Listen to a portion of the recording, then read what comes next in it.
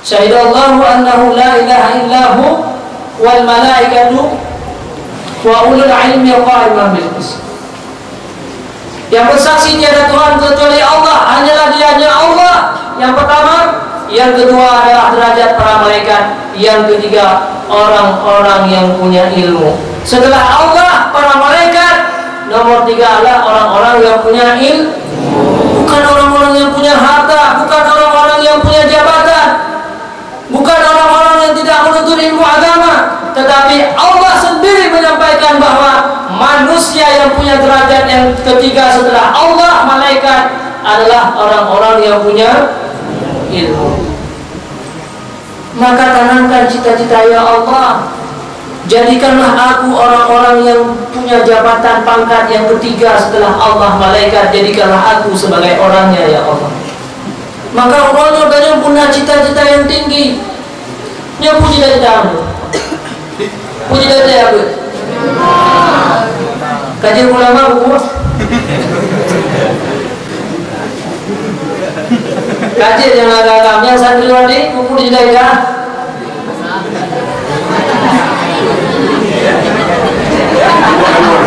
Buku jaga ulama-ulama.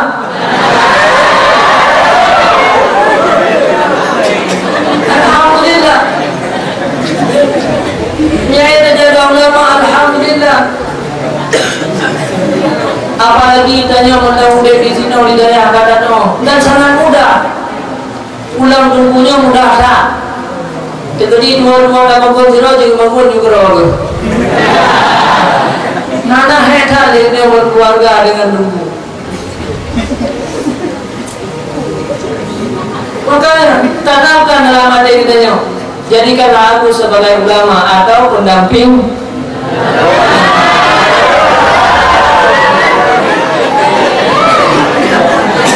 Maka tujuannya hanyalah untuk mencapai sebuah kemuliaan yang Allah janjikan.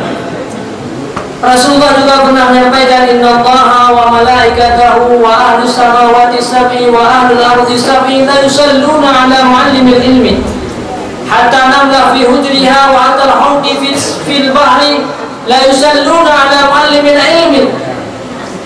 Allah, para malaikat, seluruh makhluk langit yang tujuh, para malaikat-malaikat yang mulia di atas langit yang tujuh, dan seluruh para makhluk-makhluk yang ada di bumi yang tujuh, sehingga semua semut-semut yang ada di dalam lubangnya, ikan-ikan yang ada di dalam lautan, la yusalluna ala muallimil ilmi, mereka meminta kepada Allah agar Allah menurunkan rahmat kepada orang-orang yang menuntut ilmu. Walaupun hari ini tanya hanya nampak orang-orang yang biasa, orang-orang yang penuh dengan kekurangan-kekurangan. Orang-orang melihat kita, pakaian kita dengan serba kekurangan, ma'had kita tempat belajar ilmu juga serba kekurangan, tidak sama seperti mereka. Tetapi ketahuilah pada pandangan Allah, semua makhluk-makhluk di atas muka bumi ini sedang meminta kebaikan terhadap orang-orang yang mengajarkan ilmu. Makanya anak-anakku sekalian, benar cita-cita kita yang tinggi untuk menjadi ahli-ahli ilmu, untuk menjadi ulama. Karena Allah berfirman, innama yakhsyallah min ibadihi ulama. Orang-orang yang takut kepada Allah hanyalah ulama, bukan pemimpin, bukan orang yang punya harta yang banyak, bukan orang yang punya fasilitas dalam hidup mereka. Yang takut kepada Allah adalah ulama. Setelah kita takut kepada Allah, Allah berfirman, wa amma man khafa maqama rabbih wa nahan nafsa 'anil hawa fa innal jannata hiyal ma'wa. Orang yang takut kepada Allah dan menahan segala keinginannya, maka Allah akan memberikan hadiah yang paling besar. Apa itu hadiahnya? Fa innal jannata hiyal ma'wa, itulah surga. Maka apa tujuan kita untuk menjadi ulama? Maka semakin dekat kita dengan surga, sedang menunggu apa hadiah yang paling besar daripada Allah Subhanahu wa ta'ala. Amin. Maka hari ini tanamkan untuk dia bisa mencapai sekaliber para ulama-ulama bertanya, maka bertanya uronyo haruslah dalam hati itu penuntut ilmu sebuah kewajiban bagi kita harus punya cita-cita yang tinggi. Dulu ada seorang anak yang masih kecil, umur sekitar 9 tahun kira-kira.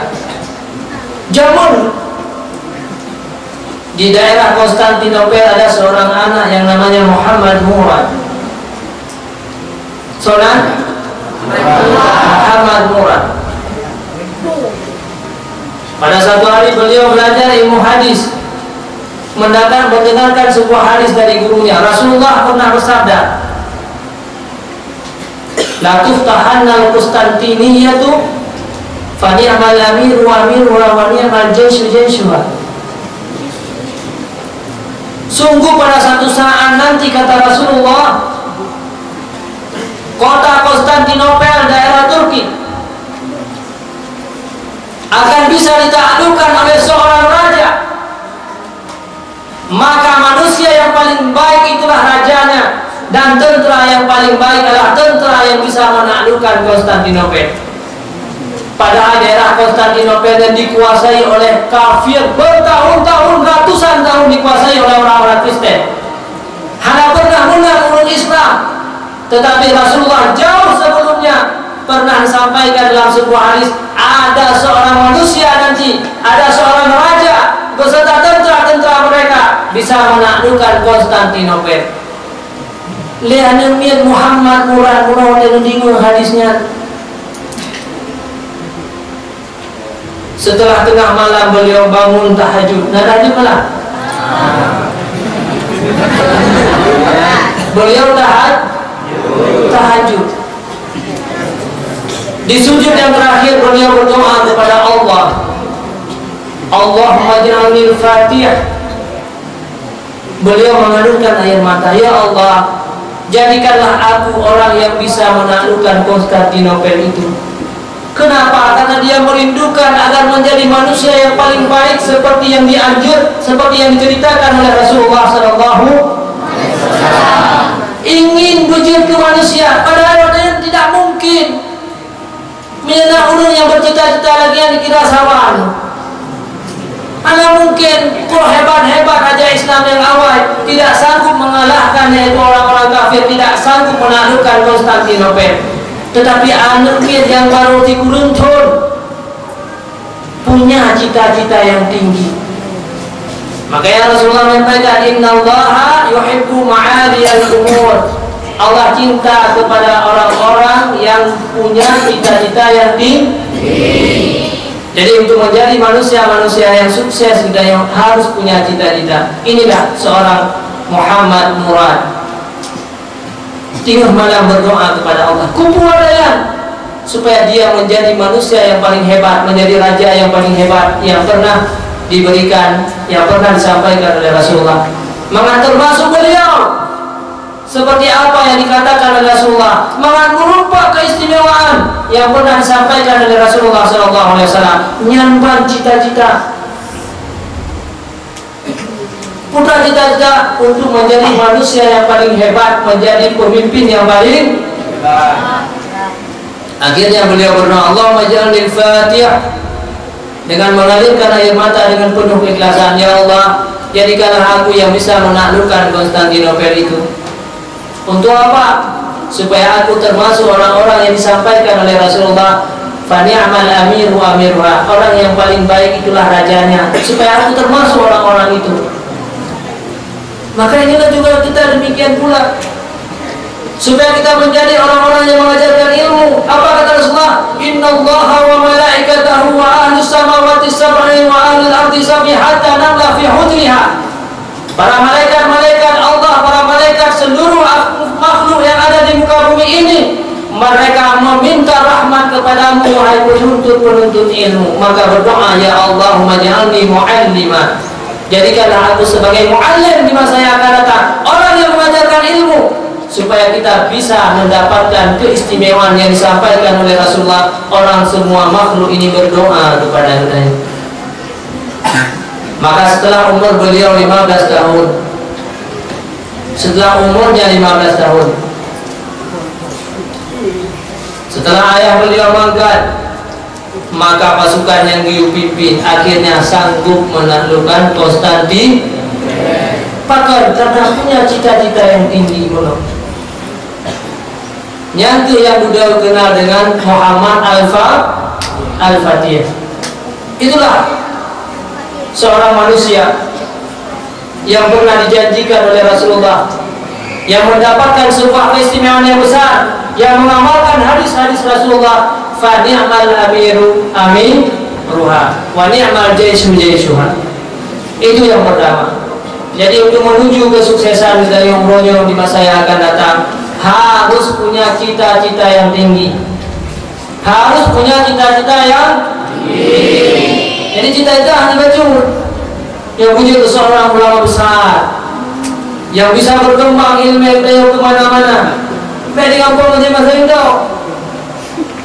Allahumma ja'alni mu'alliman, Allahumma ja'alni 'aliman, Allahumma ja'alni ulama. Ya Allah, jadikanlah aku sebagai ulama supaya aku bisa mendapatkan hadiah nanti di hari akhirat, yaitu surga. Yang pertama untuk mendapatkan kesuksesan yaitu dengan kita harus punya cita-cita yang tinggi.